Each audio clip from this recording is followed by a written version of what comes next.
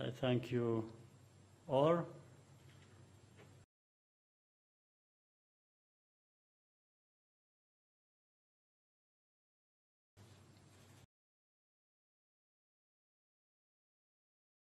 Very much. Everything would enhance our cooperation in that area. And it's a necessary ingredient, colleagues, to achieve at the economic, social level. That, to many people, I say, we take for granted that we can have a press briefing here.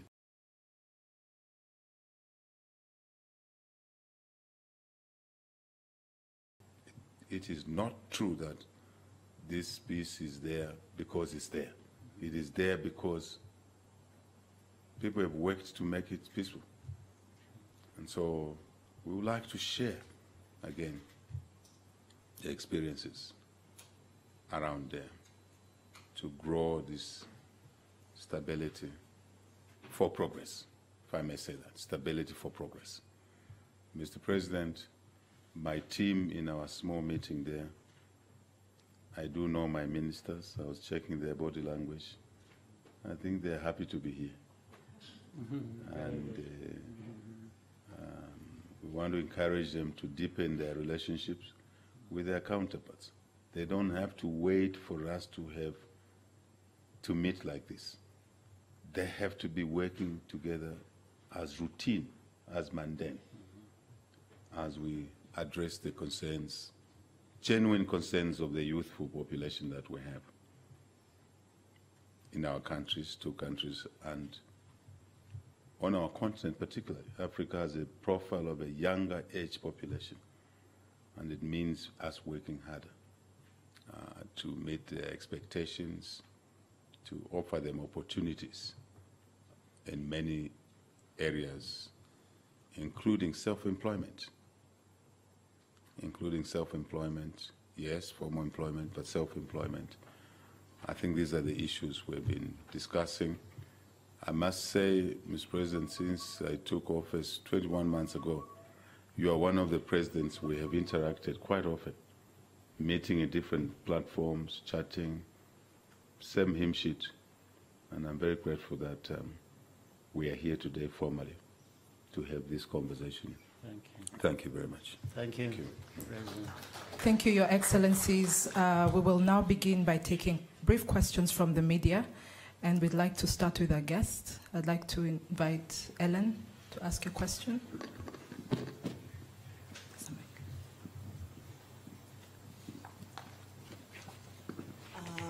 Good afternoon, Your Excellencies. My name is Ellen Hambua from Zambia National Broadcasting Corporation. Both Your Excellencies. Now, a number of MOUs have been signed between Zambia and Rwanda aimed at enhancing economic cooperation. What is the latest in? Secondly, my other question goes to President Hakainde Hichilema. I know that there are talks of a debt restructuring deal, which is coming up next week. How hopeful are you in terms of, with regards to actualizing this particular deal? Thank you so much, Excellencies.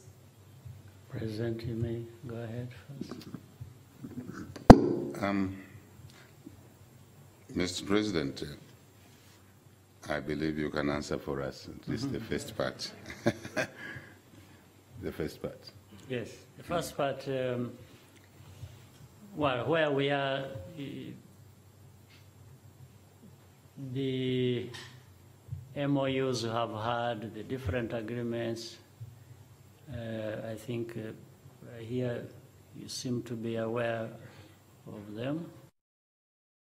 But the President and I agree the agreements that are there become important only at that point when we start implementing. I think on that we are fully agreed. Agreements for the sake of having them. So we are having a discussion that we need to see actual implementation and results. And that's why the President kept insisting on the constant and effective interaction between our officials and even citizens who should be enabled to do whatever they wish to do in both countries. And the flow should be without any limit of the movement of people, the movement of goods, the services that should cross borders. I think that's where we are at really, and that's the most important thing. Maybe next time we meet, you would be right also to ask, give us specific results in each area. And we should be able to give you actual numbers to reflect what has been done. So more discussion, better discussion next time. Thank you, Mr. President. I think you have captured it all. I think, Ellen, the answer is very, very clear, focusing on implementation, roadmaps. I think that's what our two teams will be focusing on going forward. But we also want to acknowledge that sometimes delays are there for different reasons, but those reasons will not be the ones why we don't achieve progress. Also to indicate that one of the things we want to see in our countries is to really have a shared vision, not just staying with the leaders, but with our senior people, cabinets, the civil servants, public servants down there, and I dare say the media, so that we have national agendas. And once we enter into an MOU, the particular leaders like the two of us, President Kagame and myself, it is taken in by the rest of the machine. When I say the machine, I'm not being derogatory, I'm talking of the institutions, the capacity, so that even when the two leaders are not there, because we sign an MOU on based on a shared vision, things will happen.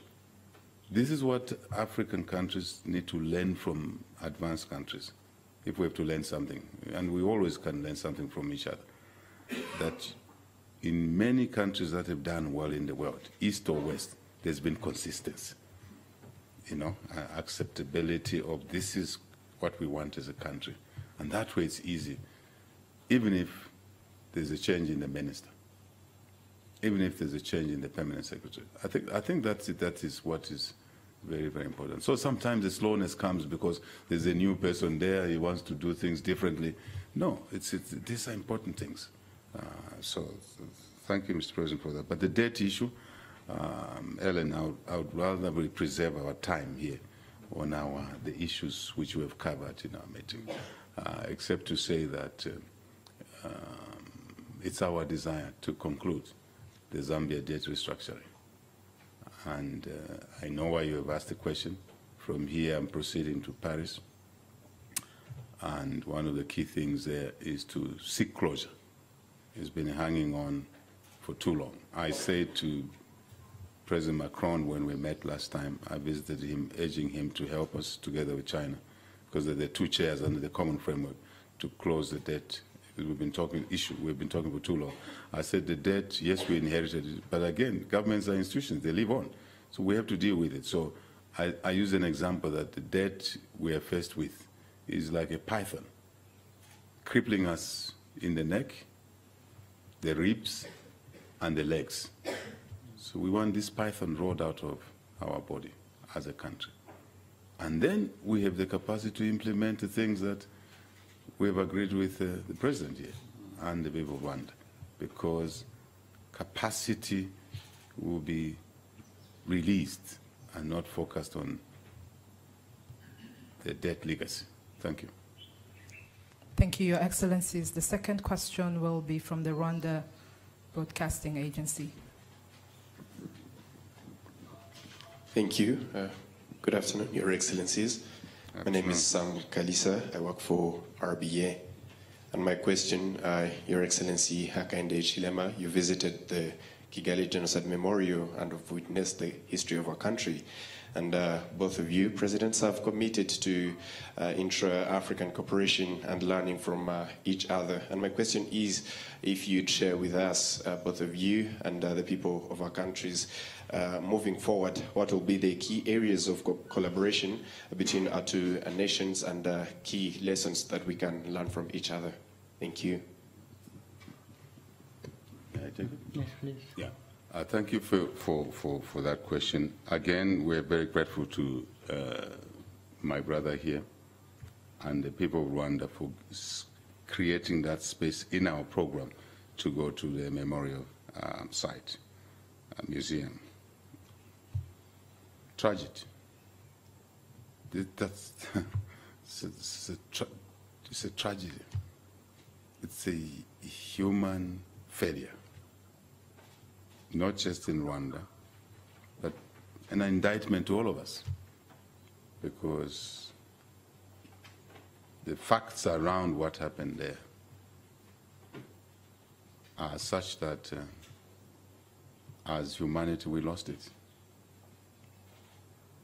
I say so because the signs were there early on, very clear, that this is where it would go. We didn't take the necessary steps, hence what is reflected there. So I think hatred must have limits. Some people don't have capability to create limits. So when they don't have capability to create limits, others must step in and create those limits. I think that's the point I want to make fundamentally, so that such things don't happen again. Second message is more President Kagame for Zambians, people outside Rwanda, and maybe inside Rwanda, those who have not sucked in what happened there, that we must remember what happened in the past. In our country, Mr. President, every time we want to remind people that, look, we haven't run our country properly, see how the effect of bad leadership. Look, the impact. See what it does to humanity, to children in school or not in school. People in Zambia say, don't talk about the past. Just forget that. Now, how are you going to avoid repeating mistakes if you forget about the past? You forgive, but you don't forget. So you can use the lessons of the past to shape the future. That message is universal, goes beyond the boundaries of this country and Zambia. We still talk about the Jewish Holocaust today. And it's good that we talk about it. And visiting such places here is good. I went with my colleagues seated there. I know they feel slightly low. But also for me, Mr. President, it provided information gaps, which is important. So going forward, we should cooperate more, share information, experiences. When we see the signs in any country, I think it's a collective responsibility for us to address those signs and not wait until it's too late. Especially that what happened here was orchestrated, was planned. There was collaboration, corroboration, whatever you want to call it, and across institutions, communities, even institutions we thought are the ones we should run to for solace, got entangled. So we should raise the flags. But how do we raise the flag?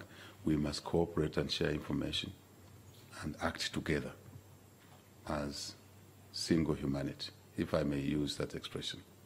Otherwise, I think part of what we agreed is security cooperation, information sharing. I end there for greater good of humanity. Thank you. Thank you, Your Excellencies. If you allow, we will take 2 last questions. Let's have Kigali today. Thank you very much, Your Excellencies. My name is Edmund Kajire. I work for Kigali Today. My question goes to President Hichilema and President Kagame. Recently, President Hichilema was part of the team that went to Ukraine and Russia under the auspices of the African Peace Initiative to try and play a peacemaker role. The effort drew mixed reactions, with many downplaying the role Africa can play in such global issues. Does that put into question Africa's position and influence in global events, which optimists like President Kagame say was boosted by the New World Order? Thank you.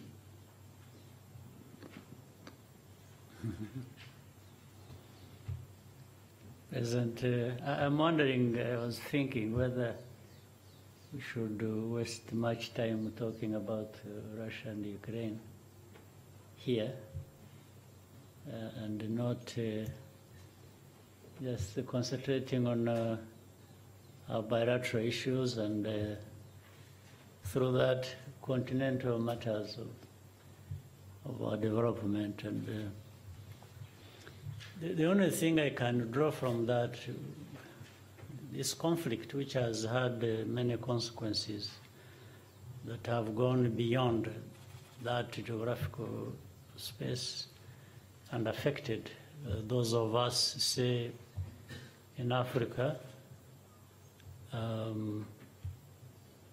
and beyond and other places, whether we shouldn't be thinking even more about what we should be doing together, and each of our countries doing their best to make the kinds of investments that will enable us to survive no matter what conflict in other places. As of course we wish to have no such a conflict, so even to end them where they are, but to primarily survive the consequences of that. For example, everyone has heard of shortage of grains, of fertilizer, or all kinds of things that we need for food or input into our agricultural systems. So can we build resilient economies and have these sectors so that, because we can grow grains, you can have grains to feed Zambia, Rwanda, and the rest of Africa, especially given the agreements we have signed and the vision we share of self-sufficiency, so that we are able to weather the storm that comes from different parts of the... This is really my... Sure. For me, what would be more important, but this is not to sort of belittle or minimize the importance of the effort. You, the leaders of our continent, attempted to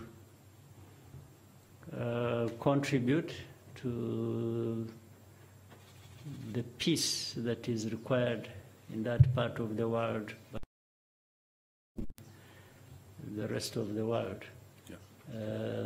But I think putting them in terms of hierarchy for me, the other one is more important, because even if you had solved this problem, it doesn't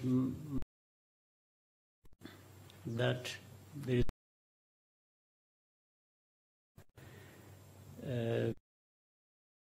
as we have seen, and I'm talking as a student of history, of what happens in real life. So instead of running after one problem and trying to address it, which is necessary to do whenever that is required, but more important, running after these efforts to prevent by creating resilience in our governance, in our economies, in our productivity, and I think this is where, yeah, but it doesn't stop people trying to do something whenever and wherever they can to try and bring to an end any conflict like that. Even before it affects our economies, it consumes people's lives. There are thousands, and really causes tragedies and devastation. But so I'm not sure. Well, the journalist is doing his work, but as leaders, we have to do our work also. Indeed. In terms of educating some of these journalists. Just to add on a little bit to what the president, yes, what the president has said, I agree with his responses, but just a little additional dose there is that it is true to say that conflict anywhere affects everyone else. It's very true to say so. And the distortions that it's having on, for example, that conflict on our own domestic economic management issues, imported inflation. I think that's why the president talking about developing capacity and capability to withstand those shocks. But certainly there is an impact on our continent.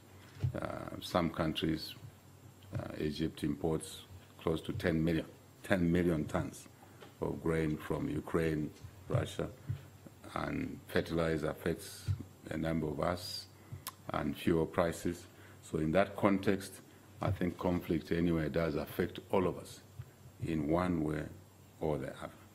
And we prefer to have less conflict. Yes, conflict will be there, but we prefer to have less conflict amongst ourselves anywhere in the world. One other matter which is important is that if you look at the Second World War, Second World War, it starts with one or two nations. Then the proliferation of that conflict sucks in the whole world. And one of our concerns is to make sure that a situation like that could evolve in addition to loss of lives, property, dislocation, migration, children who are taken away is not good enough. But we're still, you know that the two conflicting parties will have those who support them, and that could suck them into the war.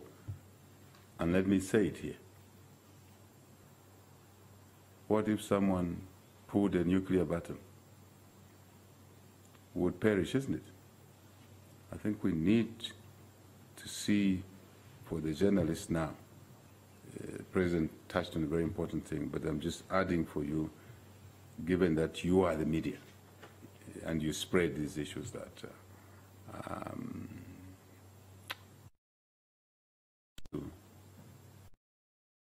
situation.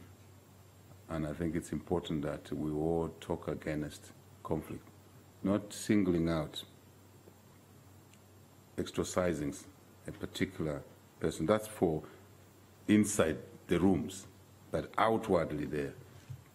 War is not good, conflict is not good, and could expand it could polarize the world even more, east to west, as it sucks in those who are closer to the war, and then those who are even further and further eventually get sucked in. The prospect of a polarized world anchored on war like that is not what we want. So I think I want to say that Africa is coming of age. It cannot be an observer. Africa must sit at the table where decisions are made for positive reasons, economic, and also when there's a negativity like this. So it was quite enlightening to be there, but we need to work as a team, but more focusing on our direct responsibilities. You know, distorted by COVID-19, isn't it? Very serious. So we've learned our lesson. I think Rwanda is going into producing some vaccines as a reaction to the consequences of a global crisis, such as disease, to mitigate in the case in future. We can source drugs within ourselves, because those who are the drugs area had to first support their own populations. And when Africa was last in the queue. So we want to thank Rwanda, South Africa, I think a few other countries that have gone that way. But out of a crisis, there are things that we can do. I think that's a connection to what. Thank you very much. Thank you, Your Excellencies. We'll have the last question from the New Times.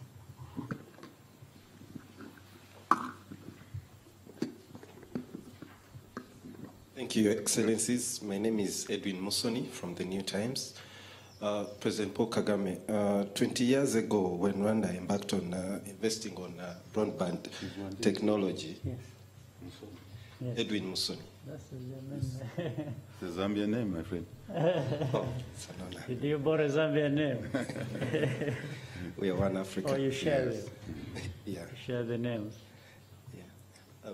Mr. President, 20 years ago when Rwanda embarked on investing in broadband technology, the country was heavily criticized. It was referred to as a luxury investment.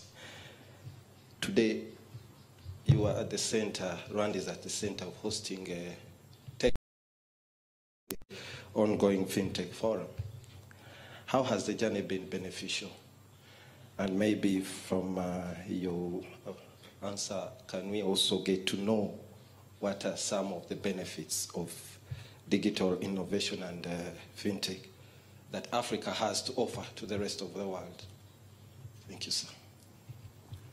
Yeah, before I answer, would you take care of, I think these two people in front here, it's a bonus for them.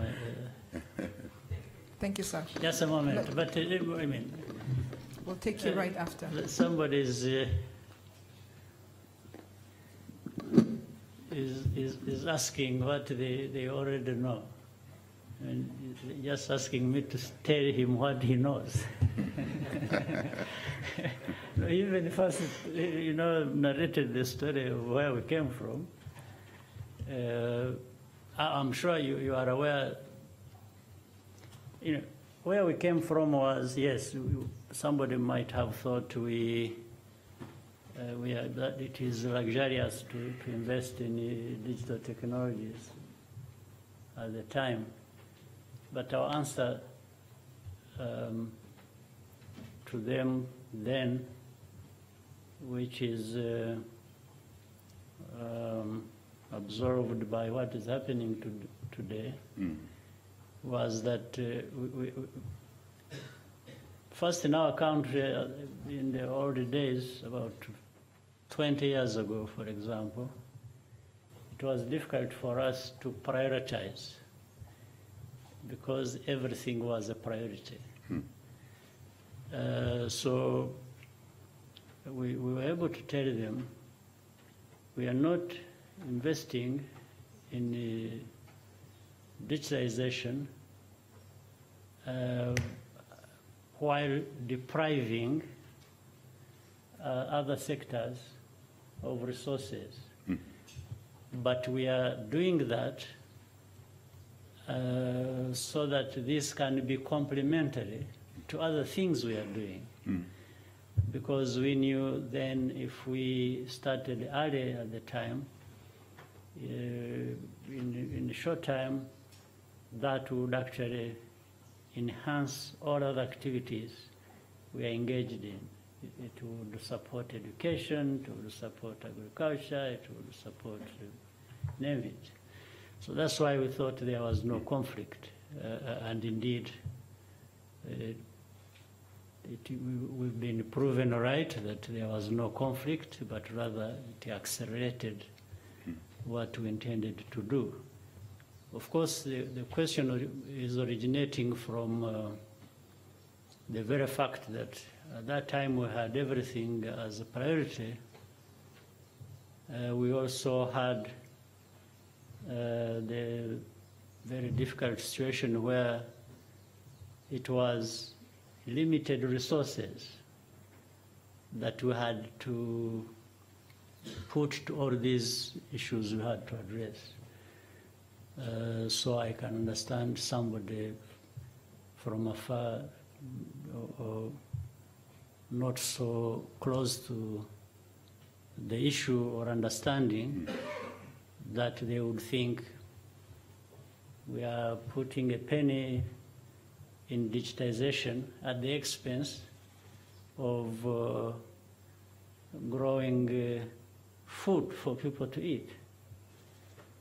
So we were able to bridge that gap by saying, no, what we are doing actually is also going into enabling people to grow food or to earn money or different things.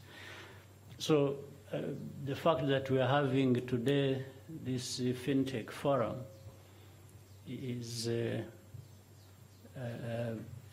speaks for itself.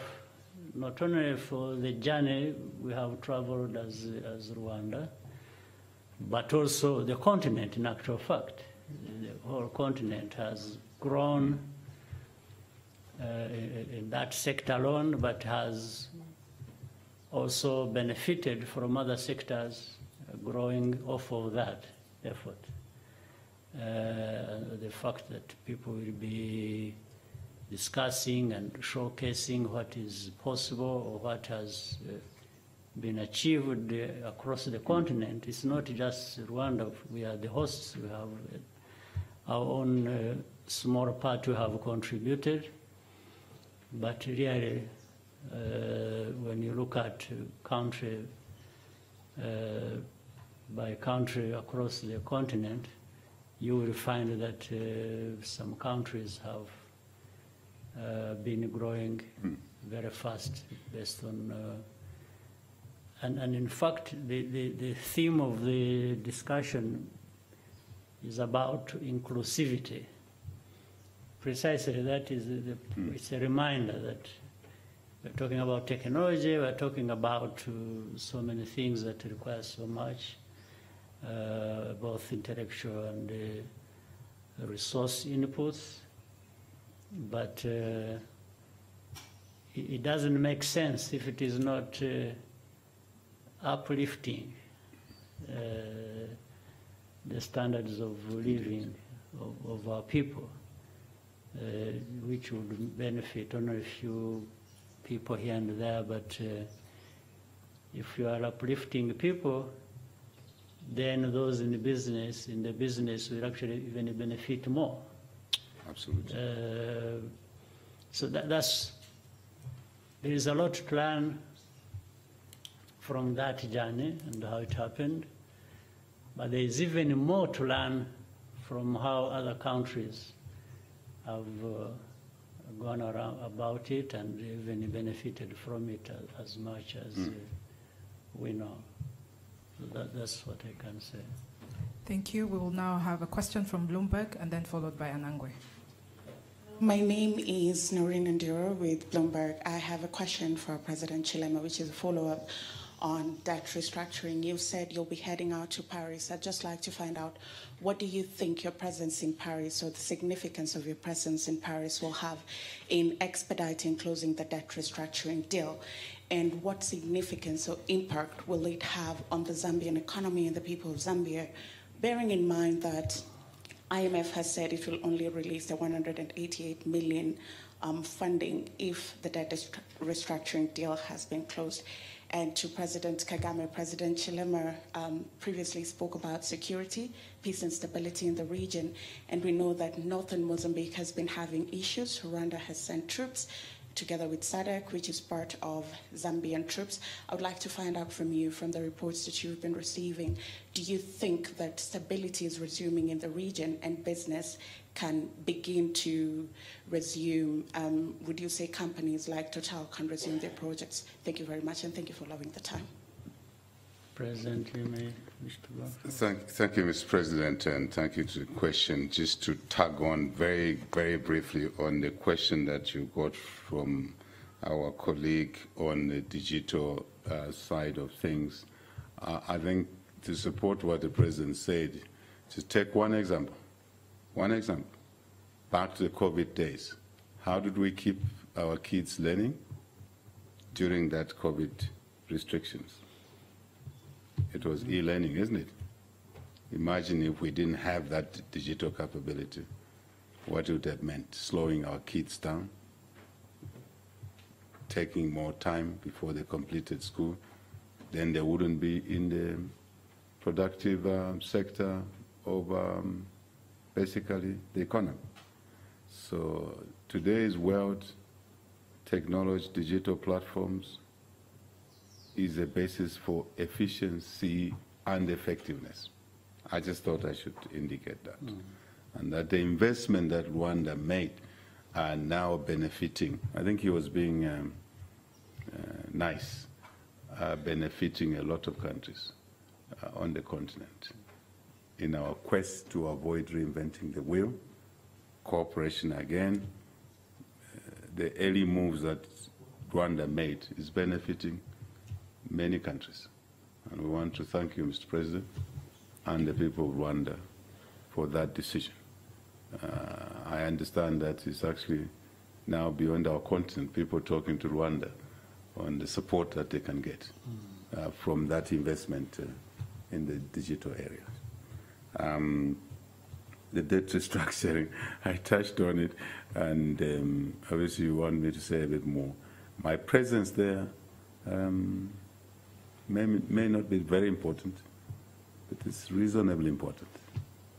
I'm sure you get my message, because this China, this debt, in the context of our economy, is crippling.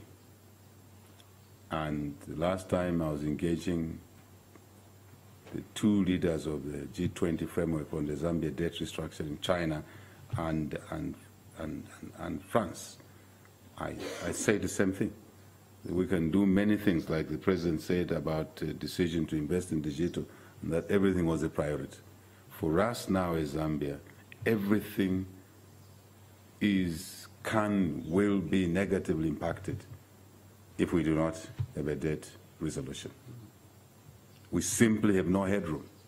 Even the things we are doing in Zambia, now my cabinet colleagues will tell you, it's just that we are a bit ingenious, thinking outside the box.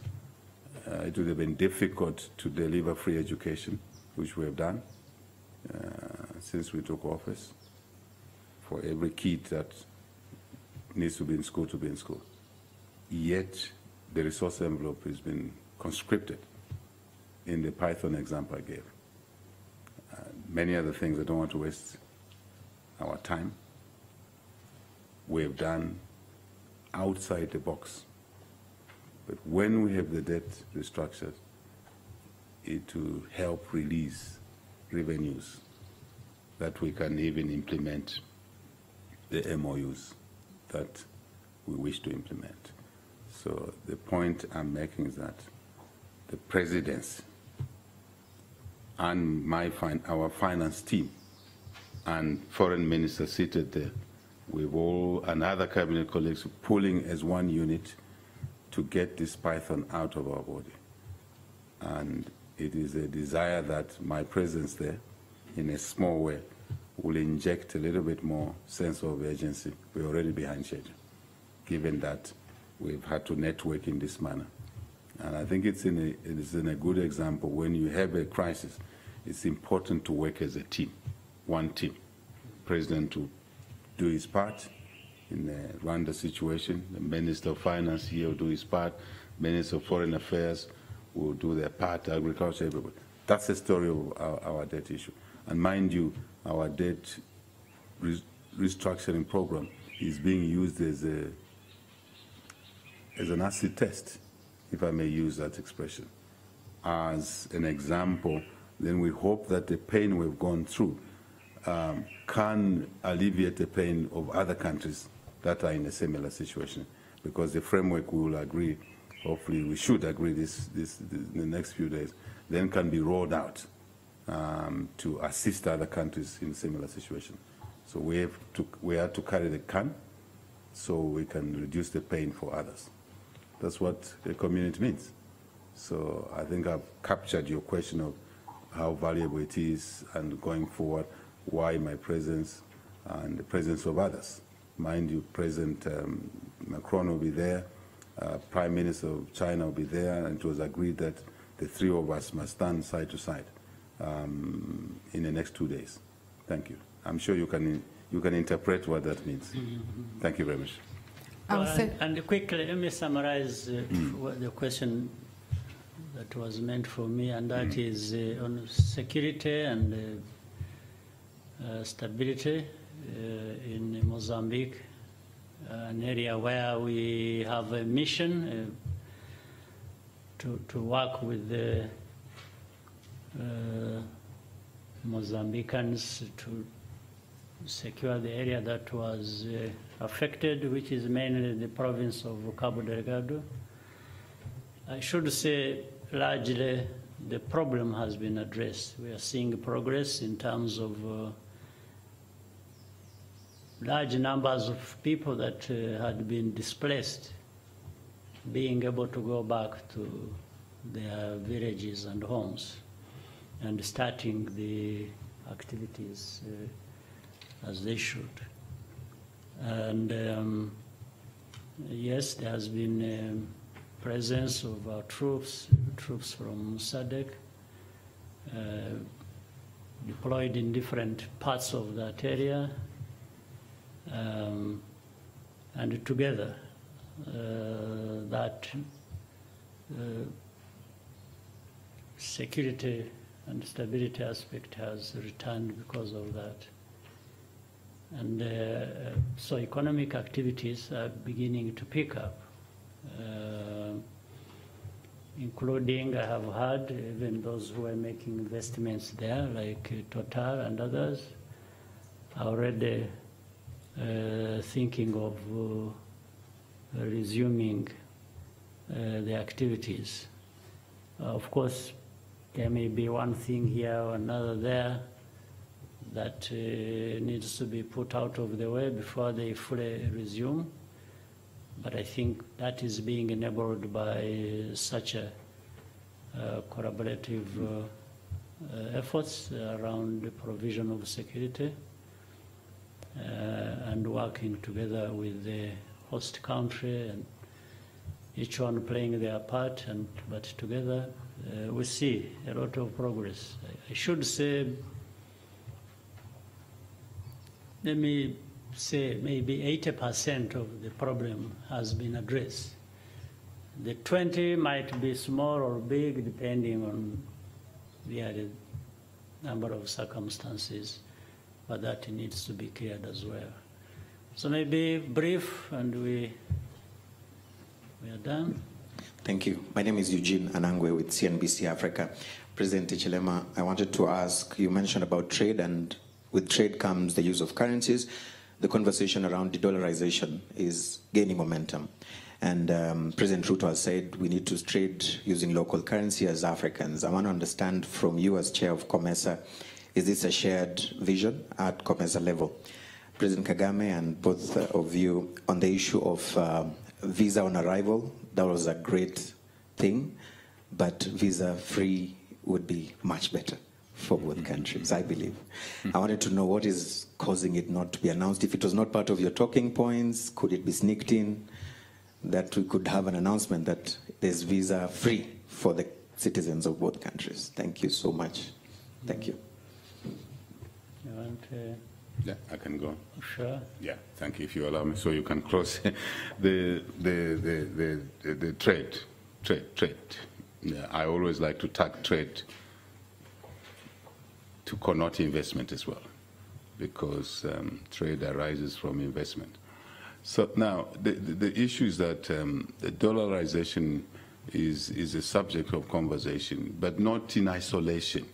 The real issue is that the African economies, starting with our regional economies, SADC, East African Community, we would like to integrate more.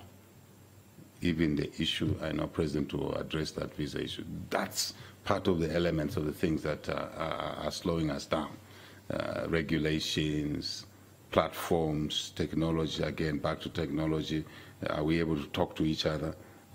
Businesses able to talk to each other when goods move across. So to encapsulate it, the Africa Free Trade Area initiative really is also anchored on existing efforts of, say, COMESA. COMESA, before the FTA, the African Free Trade Area Initiative, was the largest trading bloc on the continent. And it has experienced a lot of things, using those experiences, good and bad.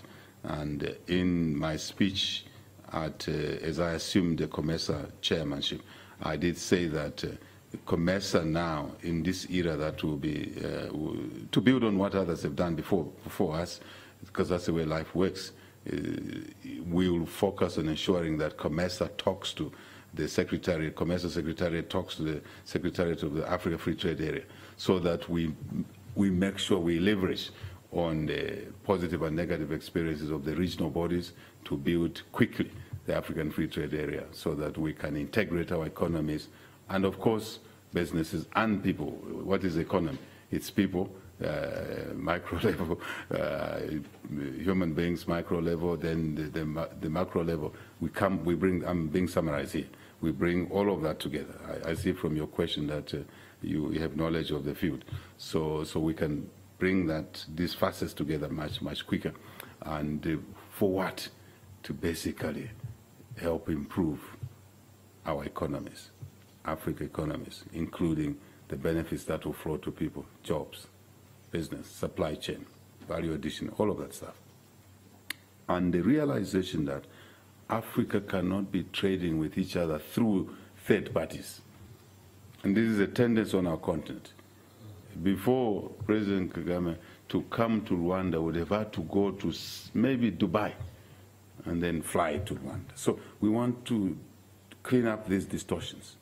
Direct flights, road network, rail. In fact, I was talking to the EU yesterday in Lusaka. My last meeting was with the EU to talk about the Africa infrastructure gateway, Africa gateway, to look at more than just one type. So it's technology, communication, it's roads, it's railways. So we can move goods. For example, in Zambia, we have a surplus in food. One of the few countries we have surplus in food, but we can't move it to Central African Republic. We can't easily, and at a fair price. So these are the issues. So the issue of dollarization must be seen in the context of us integrating our economies for the greater good and being able to trade, invest and trade with each other without having to always quote another currency. And in there, you know, from the field, I'm sure, judging from your question, transaction costs, we can reduce. Translation costs, you know, we can reduce. Foreign exchange exposure, risk, we can reduce. That is the story. So I think let's see that issue in the context of that. What President Ruto is saying is in the context of what we would like to do as a continent. And I can bet once we've done it, and we've done it properly, we make mistakes here and there, it will benefit an average African, an ordinary African. That's why we're elected into public office. If we were to take care of our interests only, I think we know how to do that, reasonably fair. But the challenge is to take care of many people who are talented differently, endowed differently, different platforms, different understandings. So we need to cut on the cost. We need to cut on the rigidity. We need to cut on, you heard me talk about a non-stop border post, so that goods can move quickly from one country to another, deficit to surplus. And every country has a surplus in something, may have a deficit in another. But once we work together in that way, and we don't have to be limited by the rules around one currency, we can do things better. In a nutshell, that's what I would say, but we need the media to support this agenda. But I must also say that the best integration is one which delivers benefits to all the participants, not to one or two only. Because in the end, people start complaining. Those where the benefits are not flowing, they start seeing no value. And I think that's the challenge now we have, the technical inputs to structure this thing properly. I'm sure you're aware that we are talking about an Africa clearinghouse, financial clearinghouse. We don't have to go through to Manhattan in order to do a transaction between Rwanda and Zambia. That's where we are going. Thank you very much. Well, before I come to the point you asked me directly, adding to what His Excellency Hichilema has just said, or what President Ruto said, what they are saying is very important. But I would add,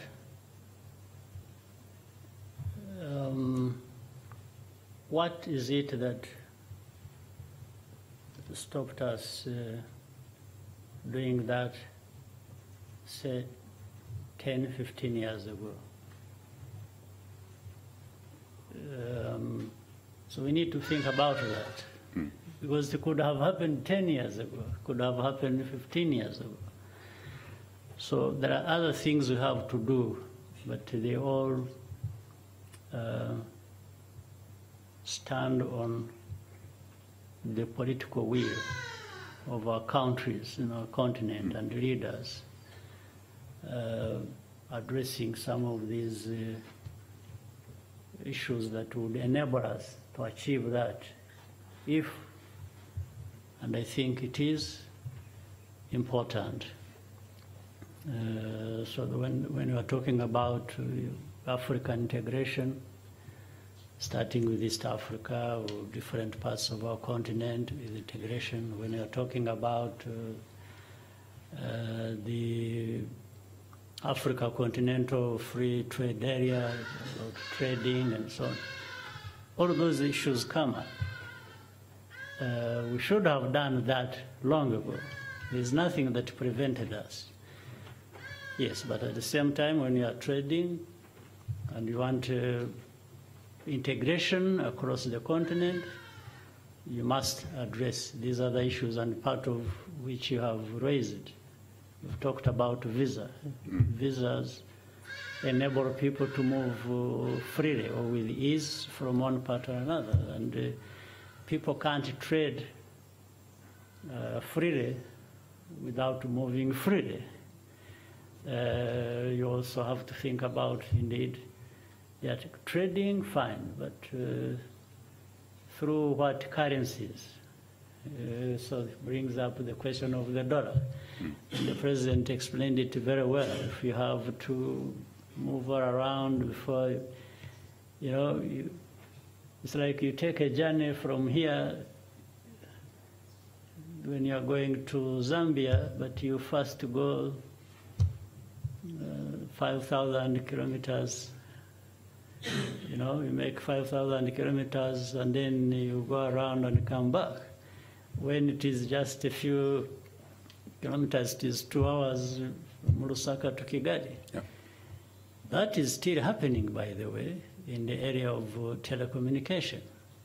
You don't see it, but do you know that the traffic, when you are calling somebody from here to Zambia, the traffic takes another flight all around and then arrives. But with cost, additional cost. Of course, every that route, everybody is taxing on the way. You are going through roadblocks. and everybody's having, so it ends up there with so these are things that are happening. These are real. But the ways to address them are there. We know them. We have known them for very long. So we have to address a number of other things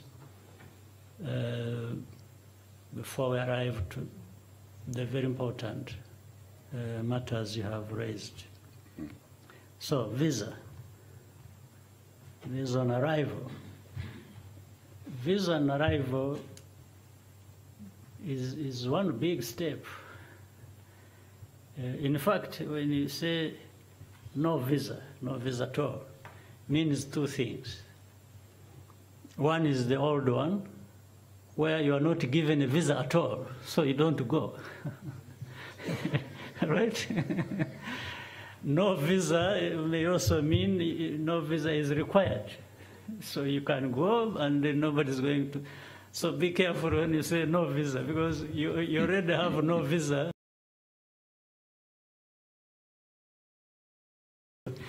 The visa that you need.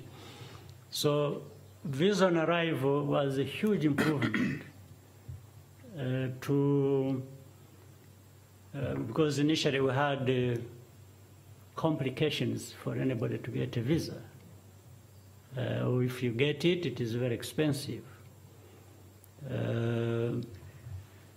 So visa on arrival means you are free to move and go to a place you want to go to.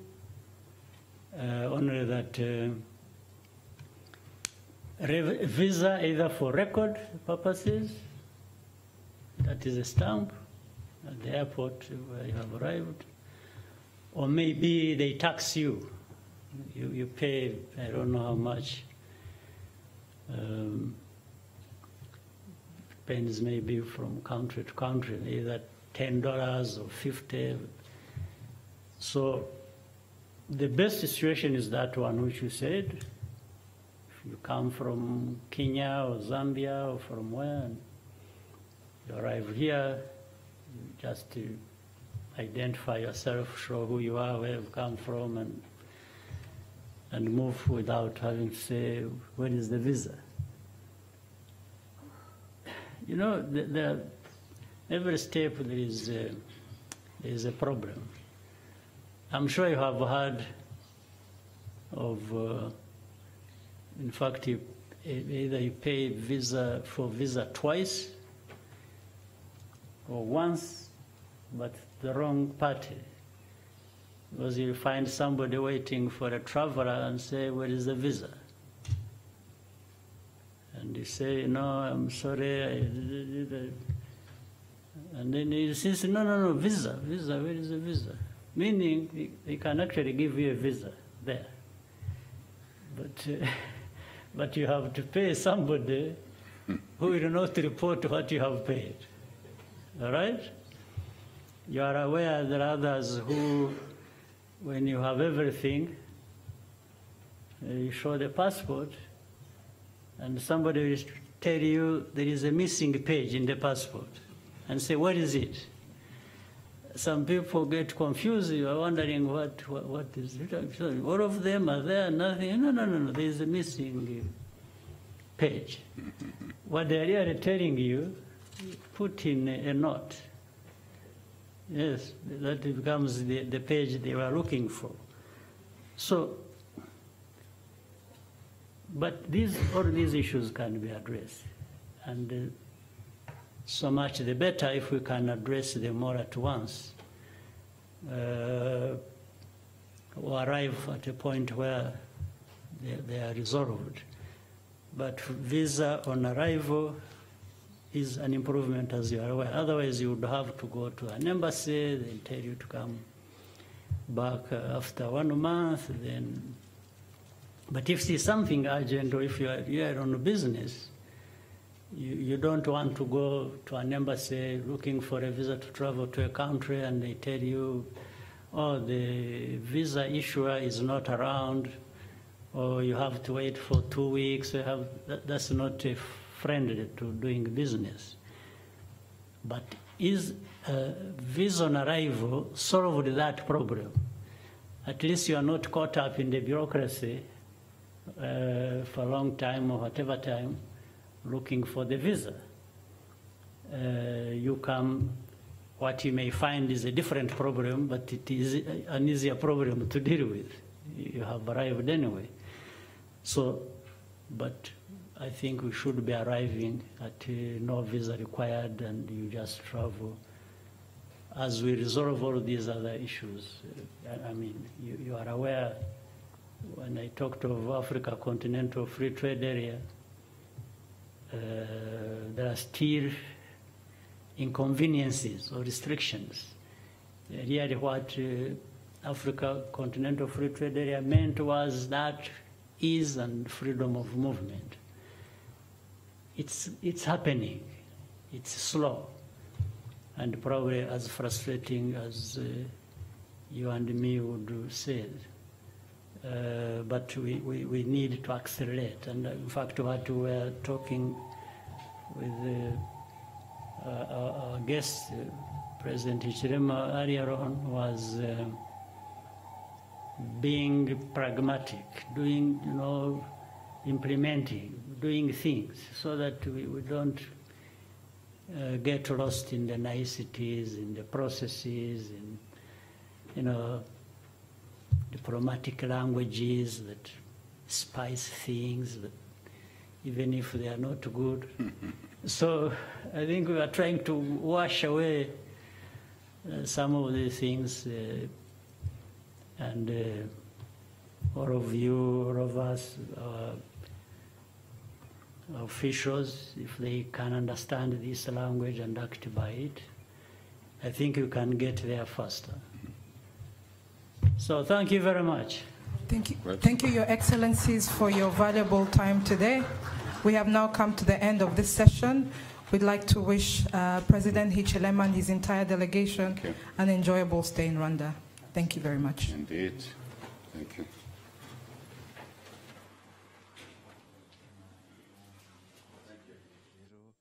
Ikiganiro n'abanyamakuru Perezida Paul Kagame ndetse na mugenzi wa Zambia Hakainde Hichilema